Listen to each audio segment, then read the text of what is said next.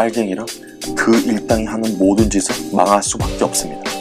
가짜 평화쇼도 문제지만 여론조사에서도 알 수 있듯이 선동, 집회, 데모만 하던 빡대가리 아이들답게 그들의 수준 낮은 지능으로 대한민국 경제를 쑥대밭으로 만들고 있습니다.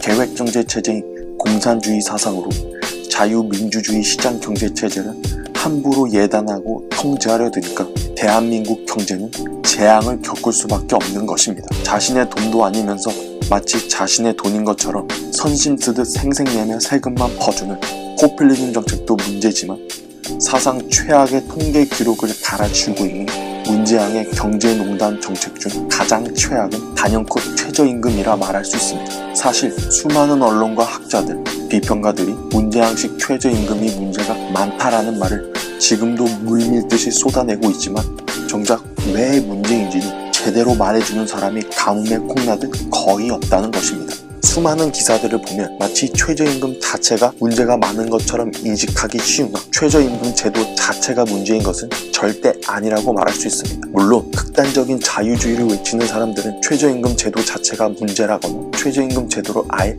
없애야 한다고 주장하는 사람이 있기는 하지만요. 최저임금은 근로자에게 그 아래로는 지급하여서는 안 된다고 정한 임금의 액수로서 최저임금제는 전월세 상한제와 함께 가격 통제 정책의 전형적인 사례입니다. 가격 통제, 말 그대로 시장에서 형성된 균형 임금을 주로 정부가 인위적으로 어떤 목적을 가지고 흔든다는 것입니다. 물론 시장을 인위적으로 흔든다고 해서 무조건 나쁜 것만은 아닙니다. 최저임금제의 취지는 근로자의 생활 안정과 노동력의 질적 향상을 위하여 임금의 하한을 설정하는 것이기에 가난하고 임금 협상력이 낮은 취약계층들에게는 분명히 도움이 된다는 것입니다. 그러나 문재양식 최저임금제 정책의 가장 큰 문제점은 결정 방식, 구조도 최저임금위원회 구성도 아니고 최저임금 가격의 지나친 급상승이 있다는 것입니다. 임금, 인건비도 엄연히 가격이 있고 시장에서 거래되는 서비스이기 때문에 그 가격이 갑자기 1년 새에 16.4%, 그 다음해에는 10.9% 급등해버리면 그 비율만큼 임금을 지불하는 고용주들 입장에서는 인건 비용이 상승하는 것이기 때문에 당연히 고용 축소를 고려하거나 할 수밖에 없는 것입니다. 그 재앙적인 결과가 문재양 정부의 고용 성적표이고요. 이 팩트 중의 팩트는 경제학의 기본적인 그래프인 수요 공급 곡선에서 한눈에 확인할 수 있습니다.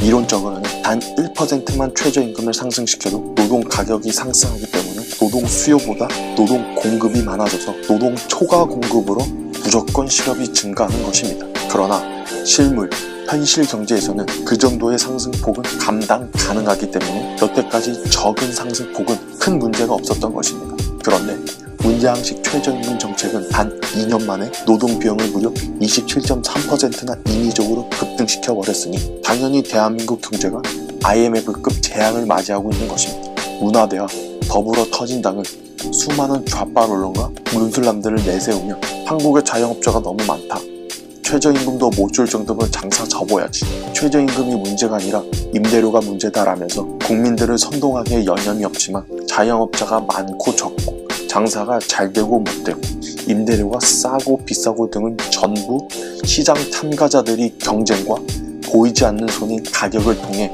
자연스럽게 결정할 일이지 정부가 인위적으로 많고 적고 비싸고 싸고를 판단할 일이 아니라는 것입니다. 게다가 최저임금은 언론들이 주 예시로 드는 편의점, 커피 전문점, 음식점 등 영세 자영업체들에게만 해당되는 것이 아니라 대한민국 모든 산업에 일괄적이면서 강제적으로 적용되기 때문에 문제인 것입니다. 주식시장도 코스피 지수가 15% 급등락하면 그러한 급변동을 막기 위해 서킷 브레이커라는 안전장치를 두고 있는데 최저임금 비용 급등은 그 어떤 안전장치도 없기 때문에 대한민국 전체를 2년 만에 27.3%나 흔들어버린 재앙적인 결과는 문재양 정권의 경제 성적표가 말해주듯이 고스란히 국민들이 떠안으며 고통을 받고 있는 것입니다. 2019년 1월 18일 탑게이라는 애칭으로도 불리는 연예인 홍석천이 최저임금의 여파로 가게 두 곳을 폐업했다는 중앙일보의 기사가 화제가 되었는데 홍석천이 그 기사가